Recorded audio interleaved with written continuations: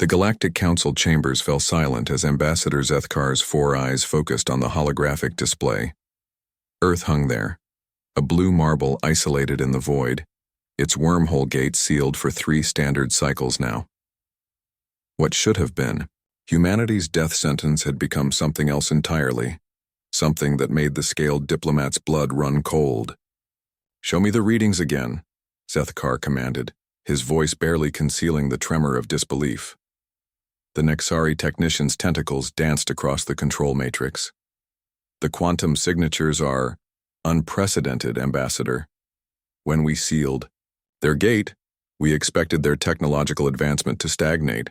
Instead, the hologram shifted, displaying energy readings that defied conventional physics.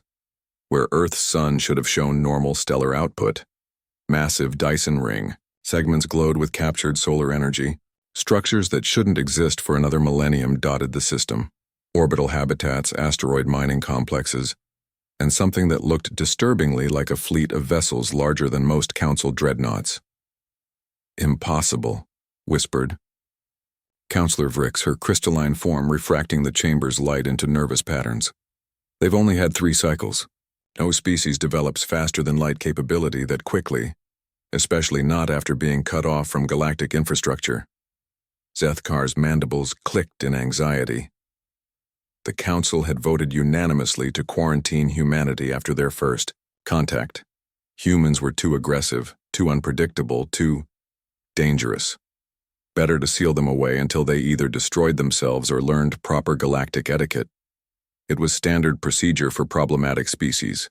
But humans, it seemed, didn't follow standard procedures. "Sir," the Nexari technician's voice cracked, "there's more. Long-range sensors are detecting massive gravitational anomalies throughout the Sol system. They're not just building, they're experimenting with space-time itself." The chamber erupted in nervous chittering and bioluminescent displays of alarm. Species that had taken millennia to master interstellar travel watched in horror as humanity achieved the impossible in mere cycles. Zethkar raised a scaled hand for silence. "Begin preliminary scans of their technological development. I want to know exactly what we're dealing with." Hours later, the reports painted a picture that challenged everything the Galactic Council understood about technological progression. Humanity hadn't just adapted to isolation, they'd thrived in it. Without access to galactic technology, they'd been forced to innovate from first principles. Their fusion reactors were 300% more efficient than Council standards. Their AI systems showed signs of true consciousness, something most species considered mythical. They'd cracked quantum computing, developed materials that bent the laws of physics, and somehow learned to manipulate dark energy. But it was the final report that made Zethkar's heart skip a beat. "Ambassador," the Nexari technician whispered, "they're building their own wormholes." The statement hung in the air like a death sentence. Wormhole technology was the foundation of galactic civilization, controlled exclusively by the ancient keepers. It was what separated the Council species from the primitives, what maintained order across the galaxy. If humanity could create their own gates. "How long until they succeed?" Zethkar asked, though he dreaded the answer. "Based on their current progression, perhaps 1 cycle, maybe less." The chamber fell silent again, but this time the quiet carried a different weight. Not the satisfied silence of judges passing sentence, but the nervous hush of prey, realizing they'd cornered a predator. Counselor Vrix's crystalline form pulsed with urgent patterns. "We must act. If they break free with their own technology, they won't be bound by Council regulations. They could appear anywhere, anytime." "And do what?" Zethkar challenged. "We've seen their military capabilities. Those ships of theirs aren't just large, they're armed with weapons we don't recognize. And if they can create wormholes..." He didn't need to finish. Everyone understood. Humanity wouldn't just escape their quarantine. They'd become the most dangerous force in the galaxy overnight. The irony wasn't lost on him. In trying to contain humanity, the Council had created something far worse than they'd feared. Cut off from galactic dependencies, humans had been forced to become self-reliant. Without Council oversight, They'd pushed the boundaries of science itself. Without alien allies, they'd learned to trust only themselves. "What do you recommend, Ambassador?" asked Elder Korth, his ancient voice heavy with the weight of civilizations.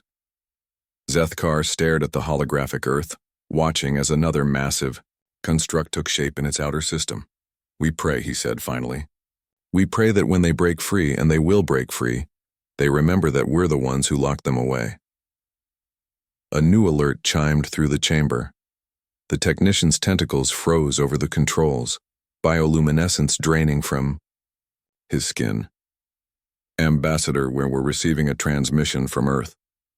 "Impossible, the quarantine seal prevents—" "Sir, they're not using the sealed wormhole. They're broadcasting through folded spacetime. They're already using technologies we don't understand." With trembling appendages, Zethkar authorized the transmission. A human face appeared in the hologram, male, middle-aged, with eyes that held both intelligence and something that might have been amusement. "Greetings, Galactic Council," the human said, his voice carrying across impossible distances. "This is Admiral Chen of the United Earth Space Command. We thought you might like to know we've cracked your little puzzle. Wormhole generation is interesting. Quite elegant, really, though we've found ways to improve the efficiency by about 400%. The Admiral's smile was polite, professional, and absolutely terrifying. "We'll be seeing you soon, and don't worry, we haven't forgotten who our friends are." The transmission ended, leaving the council chambers in stunned silence. Outside, the galaxy continued its ancient dance, unaware that everything was about to change. Humanity was coming home, and they were bringing gifts the galaxy had never imagined. In the depths of space, Earth's first stable wormhole began to form, its event horizon reflecting not just light, but the promise of a future written by human hands.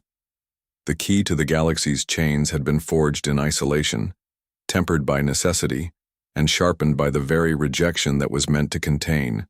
Yet the quarantine was over. The real story was just beginning.